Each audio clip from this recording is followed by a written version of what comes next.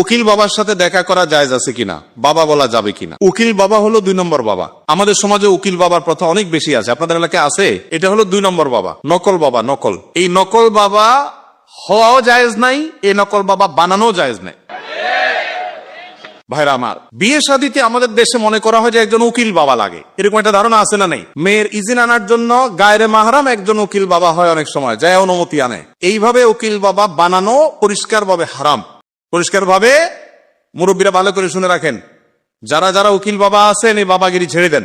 বাংলাদেশে বাবার কোনো শেষ নাই। খাজা বাবা, উকিল বাবা, ল্যাংটা বাবা, কত বাবা আছে। আল্লাহ তাআলা এই সমস্ত নকল বাবা থেকে আমাদেরকে হেফাজত করুন। বিয়ে উপলক্ষে কোনো উকিল বাবা টাবা চলবে না। নিজের বাবা বেঁচে থাকলে সেই বাবা তিনি নিজে নিজের সন্তানের বিয়ে দিবেন, ব্যাস। মেয়ের অনুমতি বাবা আনতে যাবেন।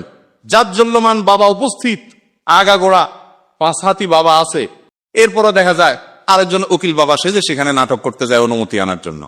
এই নাটক করা জায়েজ নাই, পরিষ্কার ভাবে হারাম, পর্দাহীনতার কারণে। বিশেষ করে গায়রে মাহরাম কেউ যখন উকিল বাবা সাজে, ওই মেয়ে সারা জীবন তারে বাপ বাপ ডাকে, খানা খাওয়ায়। এটা আমাদের সামাজিক মানে একটা কুসংস্কার বলতে পারবে, এর সাথে ইসলামের কোনো সম্পর্ক। যুবকরা বিয়েতে কোনো উকিল বাবা যেন না থাকে। মুরব্বীরা যারা যারা যার যার বিয়ের উকিল বাবা আছেন, আল্লাহর হস্তে বাবাগিরি ছেড়ে তওবা করে আল্লাহর কাছে চলে আসে। চেষ্টা করবেন তো ইনশাআল্লাহ।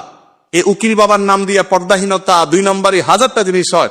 নিজের বাবারই খবর না, কিসের আবার উকিল বাবা। উকিল বাবার লোকে বলে ভাগছে কোন মেয়ে। আল্লাহ মাফ করুক আমাদেরকে। তো এই যে বেশরিয়তি কাজ করলে তো একটা না একটা অঘটন ঘটবেই, এই জন্য এই সমস্ত অন্যায় কাজ করা যাবে না।